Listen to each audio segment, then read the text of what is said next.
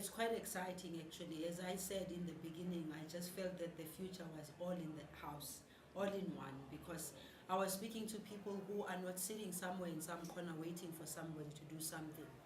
These were young people who clearly know what they want, clearly know which direction they have to go. The only thing that's short from our side is what do we do to support them to make sure that their ideas grow. Well, since we're just starting and we're forming a department, what we thought would be best for us to do is to first to keep them working so that there's no vacuum in there. However, while we're busy, while they continue with the work, we need to review.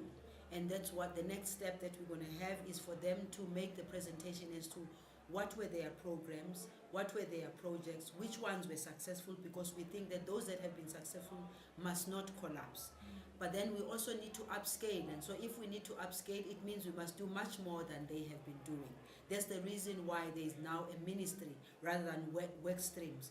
We appreciate the work that the work streams have been done, but it's clear from the demand that we have seen since we came into office that they were also overwhelmed by the need, and people out there just need the government to support them. So the first thing that we're going to be doing is to just listen to them and then begin to change what needs to be changed. But what's working, we're not going to change what's working, because the thing is, there's just no time for that. As I say, you can't create a vacuum. So we will form our own structure as a department, because fortunately, being a new department, you can tailor make it to what you want. So we want to tailor make it in such a way that it should be a lean, mean machine that delivers on the mandate. And the mandate is very clear. We are in a space where we have to upscale small, medium enterprises and cooperatives so that they can contribute towards the economy of the country. They must employ more people, because that's where the challenge is. People need jobs. But the good thing about small and medium enterprises is that what we hear, what I've read, is that they have a capacity of employing much more people than the usual big companies that we have. So we'll have to support them and make sure that that really succeeds. But I think what I've also realized being in this space, which is also in the literature there, is that most of them struggle from a point of view of access to finance, access to markets. Even the environment under which they're working is a big problem. So those are the areas where we're going to be focused on.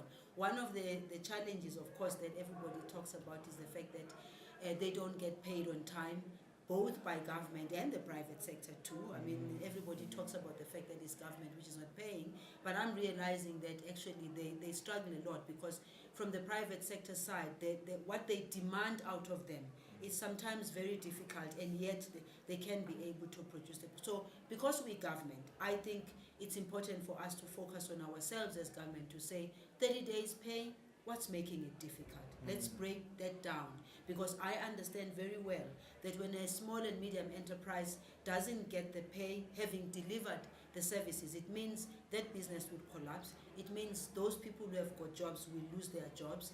And if we are saying small and medium enterprises have got a big role to play in the greater scheme of the economy, then it means we must support them. Well, the good thing is that the acts are there already. The law was passed already. So that's why people are saying some parts of the act or some parts of the legislation and regulation is not making it easy. So looking into the act and regulatory environment that's there is easier to deal with than to, it's shorter, not easier, it's shorter to deal with than to be starting from scratch already with passing of the laws.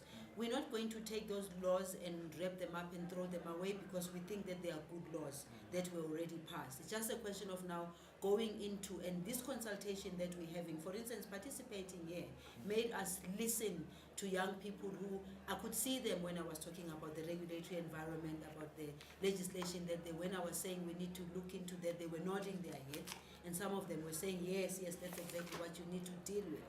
That is going to be priority for us. What is it that makes it, what parts of the legislation and regulatory environment makes it difficult for small and medium enterprises and cooperatives to operate?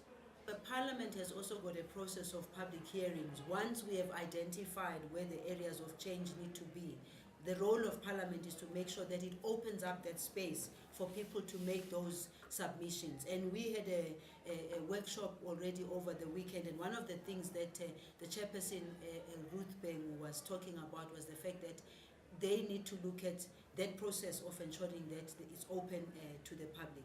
But I think what is important here is to understand that we don't see ourselves in isolation as a new ministry.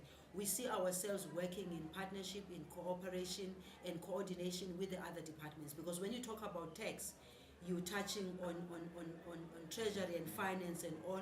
You can't go there and touch that without having had a discussion, because you also need to understand that they need to balance things, firstly. Secondly, you've got the ministry and the Minister of Labour.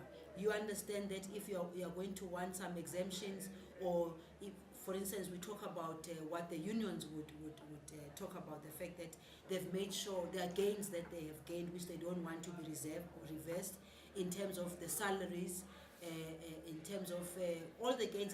But we're saying to them, we're not about to reverse your gains. What we're saying, you are protecting the ones that are there, which is also correct, but also think about the fact that there's a whole lot of people who are in the outside. And small and medium enterprise people are saying, yes, we are just starting up. It might not be possible for us to pay these high wages, but of course we want them to pay a living wage, because it will not be good for them to also exploit. But if you also give them an opportunity, conscious of the fact that there's a living wage, but also conscious of the fact that they need to grow their businesses.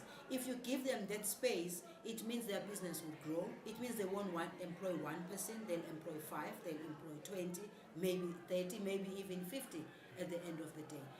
For our department, basically is about, can we sit down around the table and engage with these things and look at the current environment that we are in?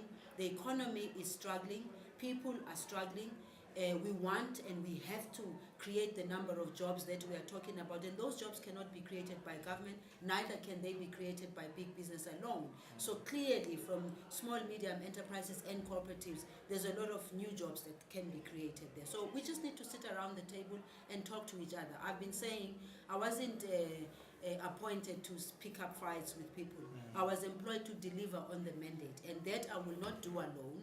I have to make sure that my colleagues in cabinet, the unions and everybody else concerned, big business, we must all come together and make sure that we find the best way that we can in this space.